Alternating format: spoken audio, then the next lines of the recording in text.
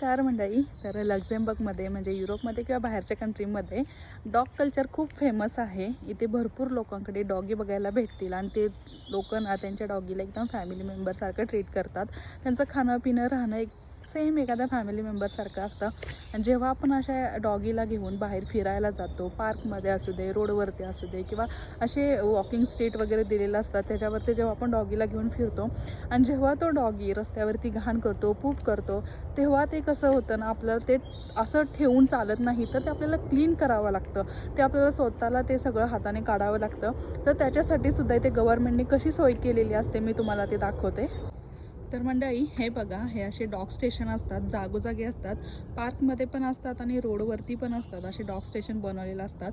तर याच्यामध्ये काय होतं ना, असे बॅग्स ठेवलेले असतात. तुम्हाला ह्याच्यामध्ये ब्लॅक कलरचे बॅग्स दिसत असतील बघा, मी तुम्हाला दाखवते.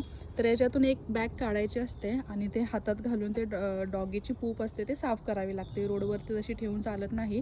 आणि ते पूर्ण काढून झाल्यानंतर त्याला अशी गाठ मारून ना, ते हे खाली जे डॉग वेस्ट बिन आहे ना, याच्यामध्ये टाकावं लागतं. तर ही अशी आपल्याला डॉगीची पूप साफ करावी लागते. जर तुम्ही तसेच ते ठेवलं आणि कोणी बघितलं किंवा कोणाच्या नजरेमध्ये आलं, तर तुम्ही तिथे लोकांचं बोलसुद्धा खाऊ शकता किंवा ते लोक तुमची कंप्लेंट करू शकतात की त्यांच्या डॉगीने असा पूप केलेला आहे आणि त्याने ते क्लीन केलेलं नाही आहे. जर झालं, गव्हर्नमेंटला समजलं, तर तुम्हाला खूप मोठा फाईन बसू शकतो. त्यामुळे बेस्ट ऑप्शन की तुम्ही जर इथे लक्झेंबर्गमध्ये किंवा बाहेरच्या कंट्रीमध्ये जेव्हा लोक डॉगी पाळतात, तर हे रूलसुद्धा फॉलो करावे लागतात.